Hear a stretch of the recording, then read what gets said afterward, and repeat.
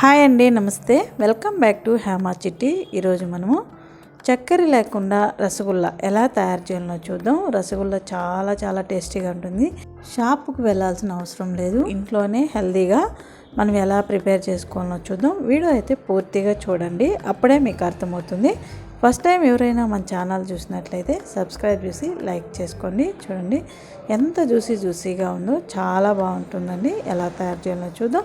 ముందుగా ఒక గిన్నె తీసుకొని 2 కప్పులు పాలు తీసుకుందాం. 2 కప్పుల పాలు, ఇది ఒక పొంగు రానిద్దాం. ఇప్పుడు పొంగు వచ్చింది కదా, ఇందులో ఒక అరచెక్క నిమ్మరసం వేసుకుందాం. ఒక అరచెక్క పిండుకున్నామంటే సరిపోతుంది. ఇలా వేసామంటే గుల్లలుగా విరుగుతుందన్నమాట. పాలు బాగా విరగాలి. మనం రసగుల్లా ఇంట్లోనే చేసుకోవచ్చు అన్నమాట.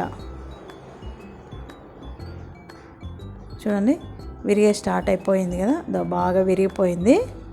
ఇప్పుడు మనం ఒక బట్ట తీసుకొని ఇందులో వడపోసుకుందాము. ఇలా వడపోసిన తక్షణము నీళ్ళు, 1 కప్పు నీళ్ళు వేసేయండి.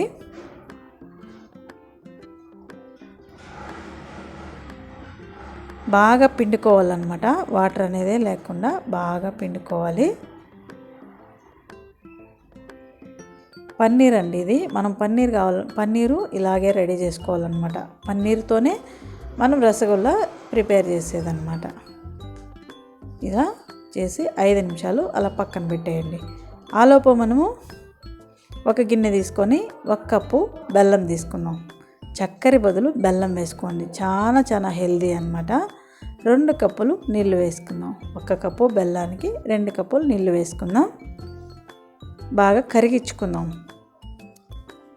ఇది కరిగితే సరిపోతుంది. కరిగిపోయింది కదా, పక్కన పెట్టేద్దాం. ఇప్పుడు ఈ పన్నీరుని బాగా కలుపుకుందాము. సాఫ్ట్గా వచ్చే వరకు, క్రాక్స్ లేకుండా సాఫ్ట్గా వచ్చే వరకు బాగా కలుపుకుందాం. ఇలా బాగా ప్రెస్ చేశారంటే బాగా వచ్చేస్తుంది అన్నమాట. మనం జాములు వస్తాయి చూడండి, జాముల పిండి అలా రావాలన్నమాట. సాఫ్ట్గా రావాలి. సాఫ్ట్గా వచ్చిందంటే మనకు క్రాక్స్ రాదు, నున్నగా వస్తుంది అన్నమాట. ఒక 5 నిమిషాల పాటు బాగా కలుపుకోండి. ఇలా బాగా కలుపుకొని మనం ఇలా చేసుకొని చిన్న ఉండలుగా చేసుకుందాం. ఇది తర్వాత ఉబ్బుతుందండి, అందుకని ఫస్టే పెద్దవి చేసేయద్దు, చిన్నగా చేసుకుందాం. మనం బటర్ పన్నీరు, పన్నీర్ పకోడీ, ఇలా పన్నీర్లో ఎన్నో రకాలు చేసుకుంటాం కదా. చేసుకోవాలంటే ఇంట్లోనే మనం పన్నీరు రెడీ చేసుకోవచ్చు అన్నమాట. ఇలాగే రెడీ చేసేసుకోవచ్చు. నేనైతే చిన్నగా కట్ చేసుకున్నాను. ఇలా చాకు తీసుకొని చిన్నగా కట్ చేసుకొని రౌండ్స్గా చూడండి ఈజీగా రౌండ్స్ చేసేయచ్చు అన్నమాట. అరచేతిలో వేసుకొని మనము బాల్ ఈజీగా చేసేయచ్చు, పన్నీర్ బాల్స్. అంతే అండి. ఇలాగే మొత్తం ఇలాగే రౌండ్స్గా బాల్ చేసుకొని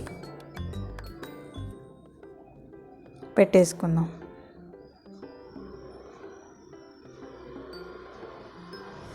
కొంతసేపు తిప్పామంటే క్రాక్స్ రాకుండా వస్తాయన్నమాట.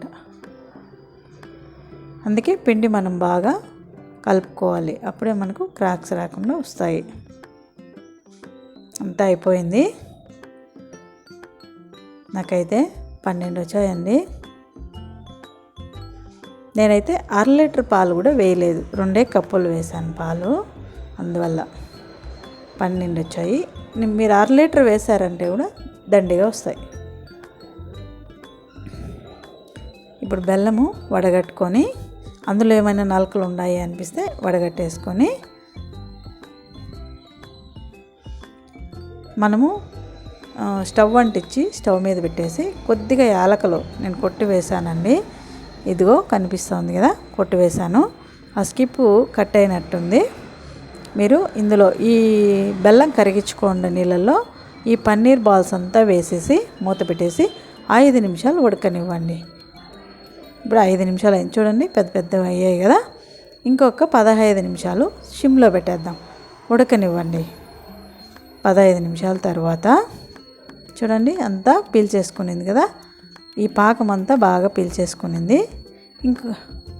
ఇంకొక 5-10 నిమిషాలు స్టవ్ ఆఫ్ చేసి అలాగే ఉంచేస్తే ఇంకా పెద్దగా అదంతా లాగేసుకుంటుంది అనమాట. శుభ్రంగా లాక్కోదు, కొద్దిగా మనం రసగుల్లలో కొద్దిగా జ్యూసీ ఉంటుంది కదండి, శుభ్రంగా లాక్కోదు కదా.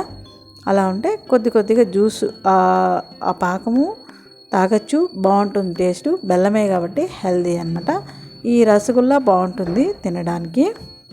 అంతే, చూసారు కదా, రెడీ అయిపోయింది. 5 నిమిషాల్లో రెడీ.